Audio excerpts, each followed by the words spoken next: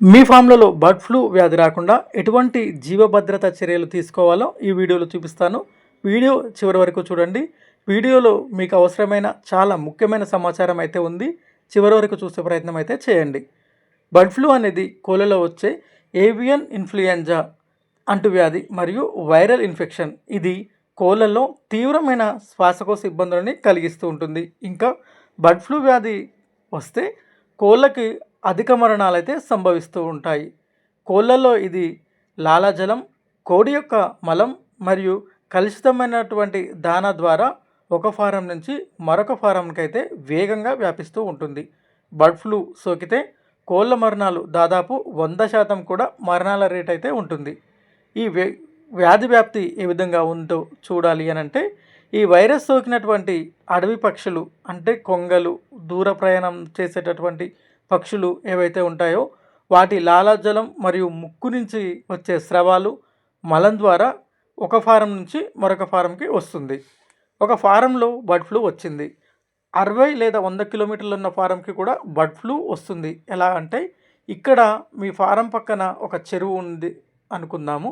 అక్కడికి చేపలు తినడానికి కొంగలు ఎక్కువగా వస్తూ ఉంటాయి.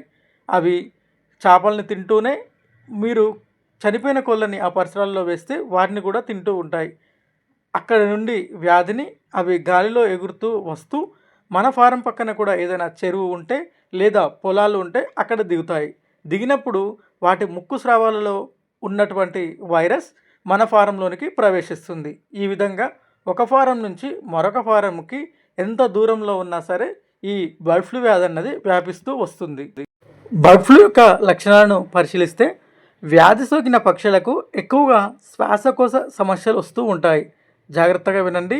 ఇంకా కోళ్ళ యొక్క తలలు ఉబ్బి కోడిగుడ్డు ఆకారంలాగా మారుతూ ఉంటాయి. కోడి తల గుండ్రంగా మారిపోయి ఉబ్బి ఉంటుంది.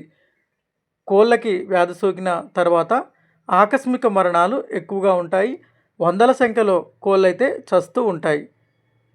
వ్యాప్తిని నియంత్రించడానికి వ్యాధి సోకినటువంటి కోళ్ళని సాధారణంగా చంపుతూ ఉంటారు. ఇంకా మన ఫారంలో ఏదైనా కోడికి వ్యాధి సోకినట్లు నిర్ధారణ అయితే దానిని ఆరోగ్యకరంగా ఉన్న మందల నుండి వేరు చేయాలి. అంటే ఏవైనా మీరు తల ఉబ్బిన కోళ్ళని గమనిస్తే వెంటనే వాటిని చంపి దూరంగా పాతిపెట్టే ప్రయత్నము చేస్తూ ఉండాలి.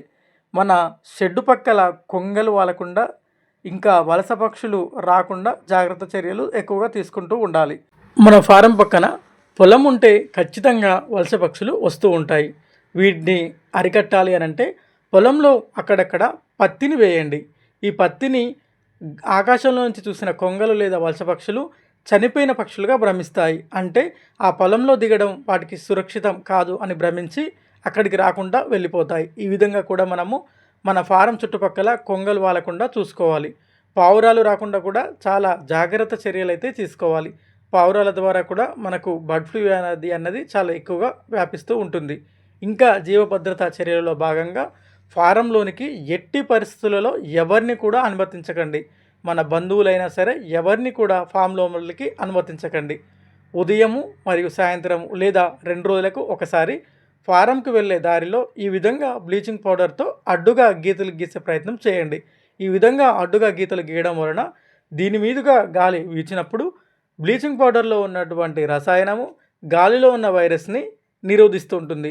ఈ విధంగా కొద్ది మోతాదులో అయినా మనము ఈ రక్షణ చర్యలు చేయడం వలన బర్డ్ ఫ్లూ వ్యాధిని మన ఫారంలోనికి రాకుండా అడ్డుకొనవచ్చు. బర్డ్ ఫ్లూ వ్యాధి రాకుండా ఉండాలి అంటే బయోసెక్యూరిటీ ద్వారా నివారణ మాత్రమే సమర్థవంతమైనటువంటి నిర్వహణ వ్యూహము.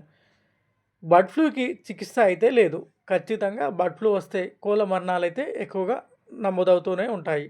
కఠినమైన బయోసెక్యూరిటీని అయితే చూసుకోవాలి. ఏ ఒక్కరిని ఫామ్లోకి అనుమతించకుండా చాలా జాగ్రత్తగా ఉంచాలి. చాలా చాలా జాగ్రత్తగా ఉండండి. బర్డ్ ఫ్లూ మనుషులకైతే సోకదు, కానీ ఇన్ఫెక్షన్ వచ్చే ప్రమాదం ఉంది. కాబట్టి మీరు చాలా జాగ్రత్తగా మాస్క్ ధరించి మాత్రమే ఫారంలో తిరుగుతూ ఉండండి. మనుషులు బర్డ్ ఫ్లూతో చనిపోయిన కేసులు ఇప్పటివరకు ఎక్కడ కూడా నమోదు అవ్వలేదు. పోయిన సంవత్సరం కూడా ఈ విధంగానే బర్డ్ ఫ్లూ అయితే ఇబ్బంది పెట్టింది. కొత్తవారు కంగారు పడకండి.